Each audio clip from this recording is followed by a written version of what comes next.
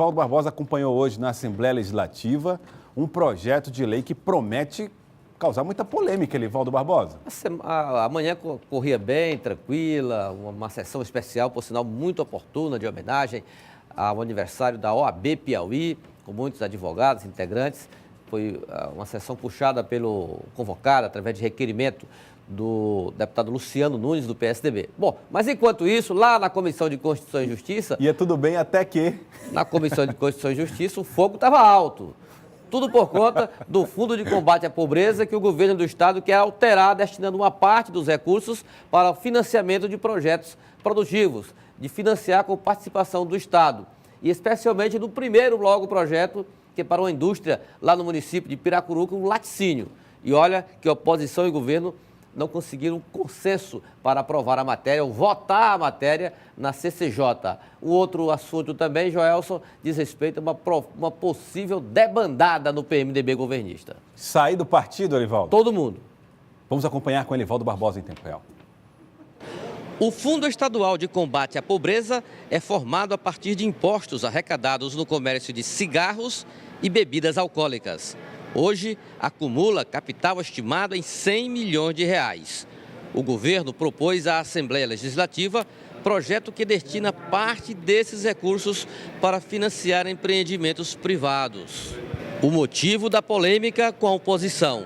O primeiro financiamento envolve 10 milhões de reais para a instalação de uma agroindústria de laticínios no município de Piracuruca, região norte do Piauí. Primeiro, para ser muito claro, nós somos a favor da instalação de indústrias, somos a favor do apoio governamental nessa instalação, com os incentivos que forem pertinentes. O que nós estamos nos posicionando contrários é a utilização da fonte de recursos do governo do Estado. O que está errado é a utilização de recursos do Fundo de Combate à Pobreza Rural, para a indústria particular, de interesse particular. Nós somos frontalmente contra isso. E sugiro aqui que se procure outras fontes de financiamento, o BNB, o Banco do Brasil, o BNDES, enfim, uma outra fonte de financiamento para a instalação dessa indústria que, repito, é particular. A oposição tem todo o direito de protestar, mas o que eu vejo muitas vezes, nós temos que colocar o interesse do Piauí acima dos nossos interesses pessoais. Esse projeto é de grande importância para o desenvolvimento do nosso Estado. É um projeto que o governador, juntamente com a sua equipe, o secretário de Fazenda, mandaram para essa casa, para que nós possamos desenvolver. Não é apenas essa fábrica que vai se instalar no São José Divino, que vai ser financiada por esse fundo. Outras fábricas de outros setores podem ser financiadas. Então a oposição, tudo bem que proteste, mas nós não podemos deixar, nesse momento, de aprovar esse projeto. É um projeto muito importante para o Piauí. E na política, os dois deputados também têm novidades. A mais forte é a do líder do PMDB na Assembleia Legislativa. Bastante irritado, João Madison comenta a possibilidade de intervenção no diretório do PMDB piauiense. Nós vamos ter uma conversa com o presidente Temer, vamos ter uma conversa com o presidente do partido e se querem acabar com o PMDB do Piauí com a candidatura que não está tendo a aglutinação do povo, nós respeitamos a posição da pré-candidatura do João Henrique. Mas você sabe que política não se faz sozinho, faz com o povo. Se o povo não quer, nós não podemos ir contra o povo. E nós já tomamos uma posição. O PMDB, por sua maioria, 80% tomou a decisão de apoiar o governador Wellington Dias. E nós vamos cumprir. Se até março essa celeuma não tiver resolvida, nós vamos ter que buscar um novo partido. O deputado Rubem Martins confirma adiamento do Congresso Nacional do PSB. A reforma política, o que é que foi feito até aqui? Nada. Então por que nós vamos antecipar fatos se nós temos prazo? Para que pressa? Coloca-se isso para março, que está na época própria para as decisões de com quem vai se trabalhar. O PSB não tem nenhum candidato a presidente da República. Por que essa angústia, né, de mexer nisso agora, nesse tabuleiro? Então o partido entendeu e nós concordamos com o partido que deixe isso para a época oportuna, por isso foi adiado para 1º, 2 e 3 de março de 2018. Elivaldo Barbosa trazendo também a situação desses partidos, dos parlamentares que foram envolvidos. Bom, PMDB, nitidamente, o PMDB governista insatisfeito com, vamos dizer, o esperneio dessa candidatura própria de João Henrique Souza. E o deputado João Madison estabeleceu até prazo, março do ano que vem. Por quê? Que é o prazo legal para mudanças de partido, segundo a janela partidária, para não ter nenhum problema, nenhum inconveniente com seus mandatos. Então, se até lá o PMDB do Piauí não tiver plena garantia, Joelson, de que a aliança vai ser preservada com o PT no Piauí, se não tiver essa garantia nenhuma, esses parlamentares, essas lideranças políticas deixarão o PMDB e migrarão para um outro partido aí da base governista com essa segurança. Do contrário, não. Se tiver a garantia, vão até o final no próprio PMDB. Isso tudo é por conta do outro lado do PMDB, minoritário, é bem verdade, mas que tem profundas ligações com a direção nacional e com o presidente Michel Temer, com o Palácio do Planalto, liderado no Estado pelo ex-ministro João Henrique Souza. E sobre o projeto de lei que pode fazer com que o governador tire o dinheiro do Programa de Combate à Pobreza Rural e coloque investimentos em laticínios, na fábrica de laticínios, Arivaldo, vale lembrar que o governador, embora governador, ou presidente, embora presidente, ou prefeito, embora prefeito, não podem pegar dinheiro assim e colocar em outra destinação se não tiver autorização da Assembleia. E essa autorização é que ele está buscando. Exatamente, é preciso que haja uma regulamentação legal e não pode fazer isso de ofício. Por isso é que esse projeto tramita sob a relatoria do deputado João Madison Nogueira, que é o líder do PMDB na casa, e um parlamentar da base governista, e que está defendendo aí, com todo o rigor, a legitimidade desse projeto que é questionado pela oposição, pelas razões expostas pelo parlamentar Rubem Martins. É esperar que na próxima reunião da CCJ, essa matéria, quem sabe, possa ser votada e ganhar aí novas comissões, ir para a Comissão de Finanças e depois voltar, se tiver alguma alteração, até ser aprovada no plenário. E em Brasília, uma comissão mista, comissão parlamentar mista, que vai investigar o caso JBS, anda movimentando o Congresso Nacional. Vamos para lá. Délio Rocha, ao vivo, traz informações para nós a respeito dessa CPMI. Délio Rocha, que entrevistou hoje o relator, Carlos Marum. Délio Rocha, boa tarde para você. Joelson, boa tarde Elivaldo Barbosa e boa tarde a todos os piauienses que nos acompanham neste momento pela TV Cidade Verde. Essa CPI mista está a todo vapor e a tendência é que ainda essa semana saiam os primeiros nomes convocados para depor aqui no Congresso Nacional.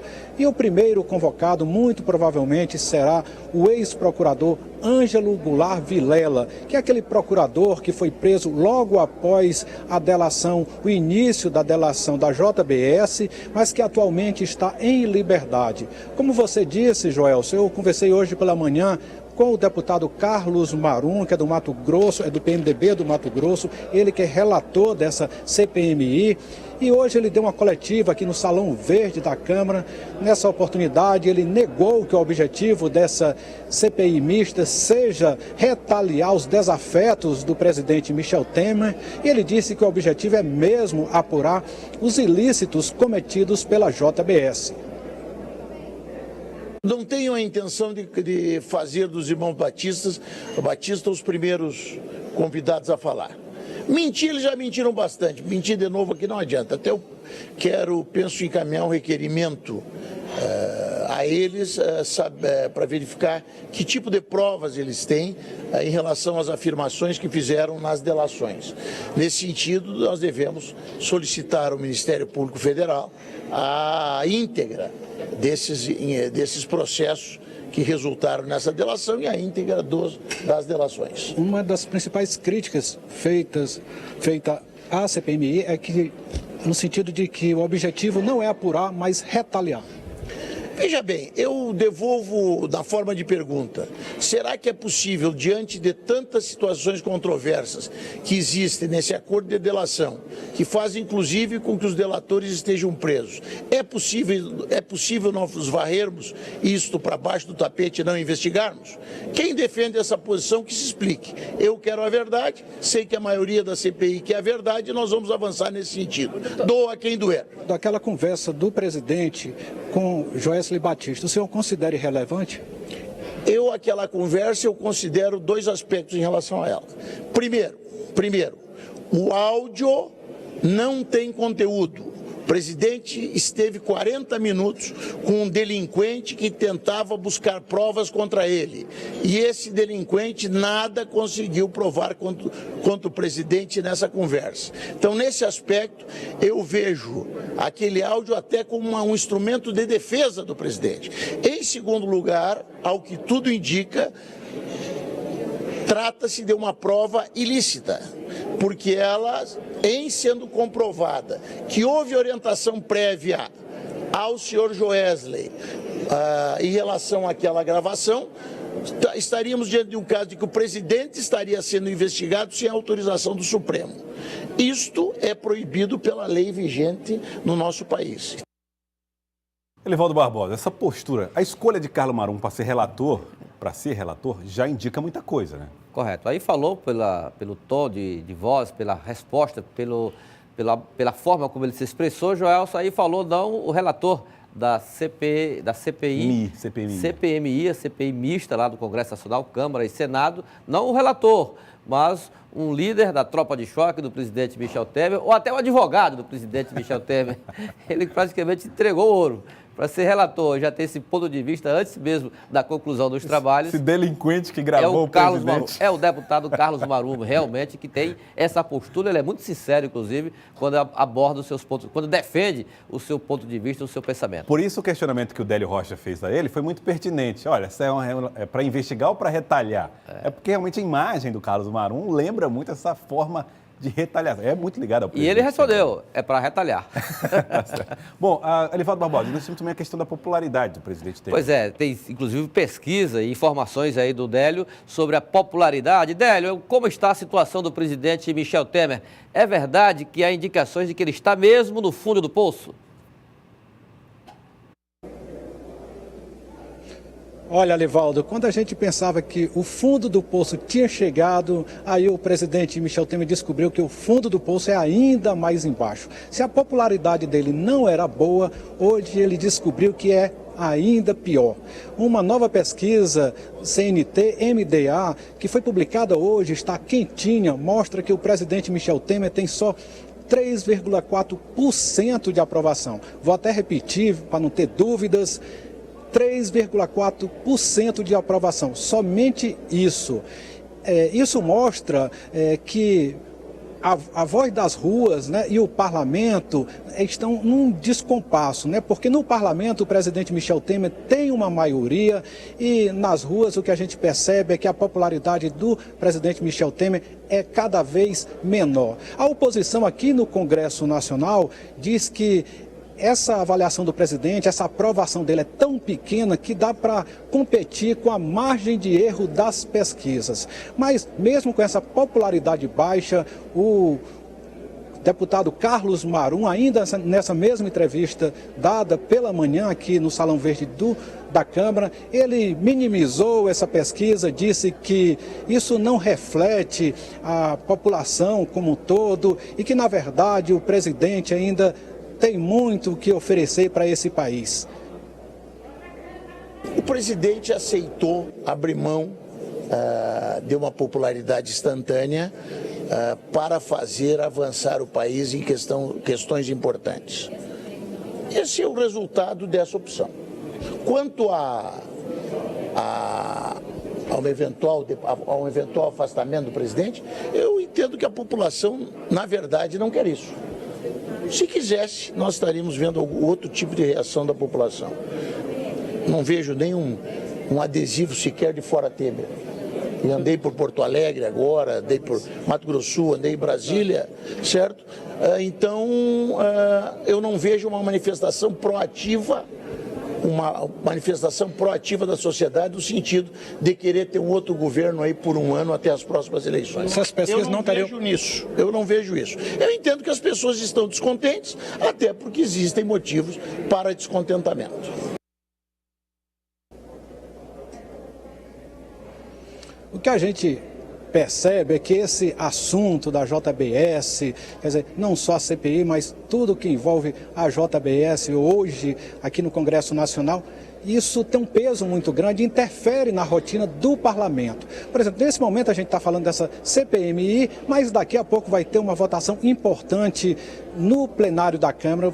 A agenda de hoje vai discutir dois pontos importantes da reforma política, é o fundo de campanha e o novo sistema político. Quer dizer, hoje pode estar sendo aprovado aqui no Congresso, ali atrás no plenário Ulisses Guimarães, que é o plenário principal da Câmara, hoje pode estar sendo aprovado ali o chamado distritão ou então um modelo alternativo. Mas enquanto isso, o assunto JBS, delação, CPI está dominando aí esse cenário. Joelson. Délio, obrigado, Délio Rocha, pela participação direto de Brasília, hein, com as informações direto da capital federal, Elivaldo Barbosa. Pois é, Joelson, eu diria que o deputado Carlos Marum, corretíssimo nessa segunda análise, realmente é uma situação peculiar do presidente Michel Temer. Ele que já enfrentou aquele processo do impeachment, assumiu com dificuldades de legitimidade na opinião pública, adotou medidas amargas, porém muitas delas absolutamente necessárias, e claro que isso repercute na imagem política e sobretudo depois aí dessa avalanche de denúncias aí da Procuradoria-Geral da República sob o comando de Rodrigo Janot, não tem imagem que se sustente dessa forma, né? Verdade. Agora, o que se tem também é uma absoluta falta de alternativa ao presidente Michel Temer. Há uma alternativa viável ao presidente Michel Temer neste momento da situação política brasileira. Por isso que a população reage como está reagindo dessa forma.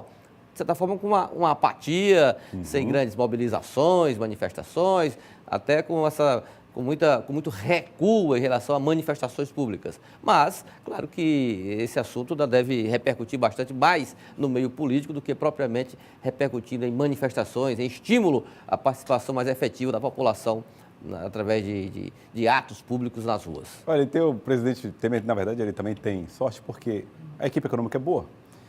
E como ele tem... A popularidade dele é 3% e a inflação está abaixo de 3%. Ele está no teto. Ele está no teto, exatamente. A inflação não está abaixo. Ele está no centro da meta. No centro da meta, então as pessoas tendem a achar que a política econômica está dando certo, está funcionando. E aí o presidente vai se sustentar. Eu diria que também. com essa popularidade aí, se essa denúncia for para a Câmara Federal, a oposição vai votar contra a denúncia. Vota contra a denúncia. E fique lá. Deixa ele aí. Deixa ele aí. Tá certo. Elivaldo, por hoje é só. Vou procurar descansar um pouquinho agora. Você tem compromisso agora. A voz, essa umidade baixa tem repercutido muito na voz. Eu vou agora para um compromisso muito importantíssimo. Vou agora para esse compromisso muito importante, Elcio, porque amanhã tem mais. Amanhã tem mais, Elivaldo Barbosa.